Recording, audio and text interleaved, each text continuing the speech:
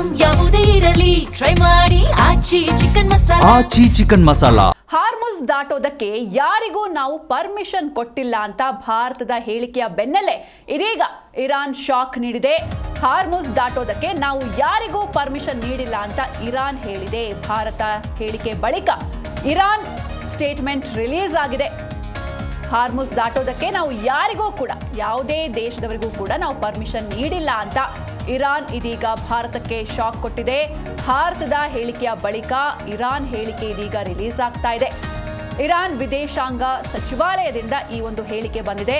ಹಾರ್ಮುಜ್ ಜಲಸಂಧಿ ದಾಟೋದಕ್ಕೆ ನಾವು ಪರ್ಮಿಷನ್ ಕೊಟ್ಟಿಲ್ಲ ಅಂತ ಹೇಳೋ ಮೂಲಕ ಇದೀಗ ರಾಜತಾಂತ್ರಿಕ ಗೆಲುವು ಎಂದಿದ್ದ ಜೈಶಂಕರ್ಗೆ ಹಿನ್ನಡೆಯಾಗಿದೆ. ಹಾರ್ಮುಜ್ ಜಲಸಂಧಿಯನ್ನ ದಾಟೋದಕ್ಕೆ ನಾವು ಯಾರಿಗೂ ಕೂಡ ಅನುಮತಿ ನೀಡಿಲ್ಲ ಅಂತ ಇರಾನ್ನಿಂದ ಒಂದು ಶಾಕಿಂಗ್ ಸ್ಟೇಟ್ಮೆಂಟ್ ಬಂದಿದೆ. ಅಂದರೆ ಈಗ ತಾನೇ ನಾವು ಅಂದ್ಕೊಂಡಿದ್ವಿ ನಮ್ಮ ಭಾರತ ಕೇಂದ್ರ ಸರ್ಕಾರದ ಕಡೆಯಿಂದ ಒಂದು ರೀತಿ ಒಂದು ಸ್ಟೇಟ್ಮೆಂಟ್ ಸಿಕ್ಕಿತ್ತು. ಆಲ್ರೆಡಿ ಒಂದು ಹಡಗು ಹಾರ್ಮುಜ್ ಜಲಸಂಧಿಯನ್ನ ದಾಟಿ ಮುಂಬೈಗೆ ಬಂದಿದೆ ಎನ್ನುವಂಥ ಮಾಹಿತಿ ಸಿಕ್ಕಿತ್ತು. ಹಾಗೆ ಇರಾನ್ ಜೊತೆ ಮನವಿಯನ್ನ ಮಾಡಿರ್ತಾರೆ. ಇರಾನ್ ಅದಕ್ಕೆ ಸಮ್ಮತಿಯನ್ನ ನೀಡಿದೆ. ಅಂದರೆ ಭಾರತದ ಹಡಗುಗಳನ್ನು ಯಾವುದೇ ರೀತಿಯಾಗಿ ಅದು ಪಾಸ್ ಆಗೋದಕ್ಕೆ ಅಲ್ಲೇ ತಡೆದು ಹಿಡಿದಿಲ್ಲ, ಬಿಡ್ತಾ ಇದೆ ಎನ್ನೋದಾಗಿ ಇರಾನ್ ಕಡೆಯಿಂದ ಒಂದು ಸ್ಟೇಟ್ಮೆಂಟ್ ಬಂದಿದೆ ಅಂತ ಕೇಂದ್ರ ಸರ್ಕಾರ ಹೇಳಿತ್ತು. ಆದರೆ ಈ ಹೇಳಿಕೆಯ ಬೆನ್ನಲ್ಲೇ ಇರಾನ್ನಿಂದ ದೊಡ್ಡ ಶಾಕ್ ಎದುರಾಗಿದೆ. ಹಾರ್ಮುಜ್ ದಾಟೋದಕ್ಕೆ ನಾವು ಯಾರಿಗೂ ಪರ್ಮಿಷನ್ ಕೊಟ್ಟಿಲ್ಲ, ಭಾರತಕ್ಕೂ ಕೊಟ್ಟಿಲ್ಲ, ಯಾವ ದೇಶದವರಿಗೂ ಕೊಟ್ಟಿಲ್ಲ ಅಂತ ಭಾರತದ ಹೇಳಿಕೆಯ ಬಳಿಕ ಇರಾನ್ ಹೇಳಿಕೆ ರಿಲೀಸ್ ಆಗಿದೆ. ಇರಾನ್ ವಿದೇಶಾಂಗ ಸಚಿವಾಲಯದಿಂದ ಈ ರೀತಿ ಸ್ಟೇಟ್ಮೆಂಟ್ ಬಂದಿದೆ. ಹಾರ್ಮುಜ್ ಜಲಸಂಧಿ ದಾಟೋದಕ್ಕೆ ನಾವು ಪರ್ಮಿಷನ್ ನೀಡಿಲ್ಲ ಅಂತ ಹೇಳಿದೆ. ಹೀಗಾಗಿ ರಾಜತಾಂತ್ರಿಕ ಗೆಲುವು ಎಂದಿದ್ದ ಜೈಶಂಕರ್ಗೆ ಭಾರಿ ಹಿನ್ನಡೆಯಾಗಿದೆ.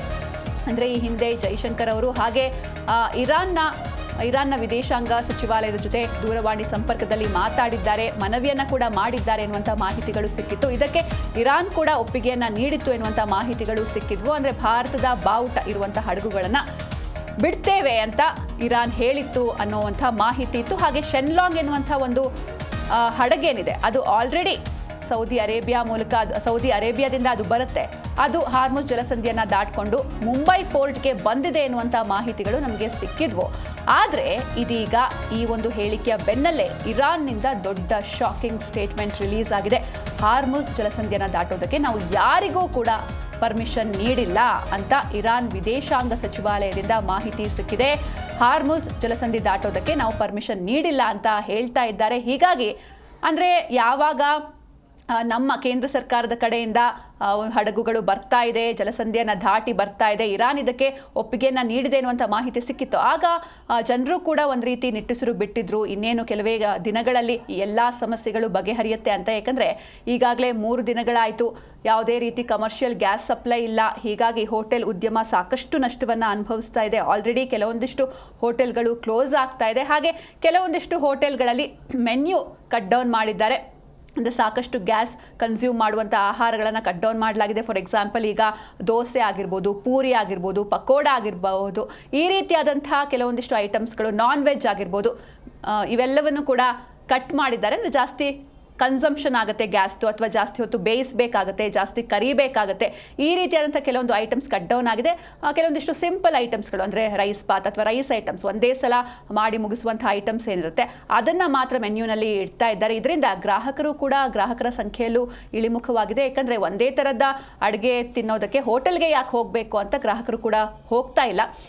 ಆದರೆ ಇನ್ನೇನು ಕೆಲವೇ ದಿನಗಳಲ್ಲಿ ಈ ಒಂದು ಸಮಸ್ಯೆಗೆ ಒಂದು ಪರಿಹಾರ ಸಿಗುತ್ತೆ ಅಂತ ಜನರು ಕಾಯ್ತಾ ಇದ್ರು. ನೀವು ಕೂಡ ಏನು ಈಗ ನೋಡ್ತಾ ಇದ್ದೀರ ದೃಶ್ಯದಲ್ಲಿ, ಇದು ಶೆನ್ಲಾಂಗ್ ಹಡಗು, ಇದು ಮುಂಬೈ ಪೋರ್ಟ್ಗೆ ಬಂದಿದೆ ಎನ್ನುವಂಥ ಮಾಹಿತಿ ಸಿಕ್ಕಿತ್ತು.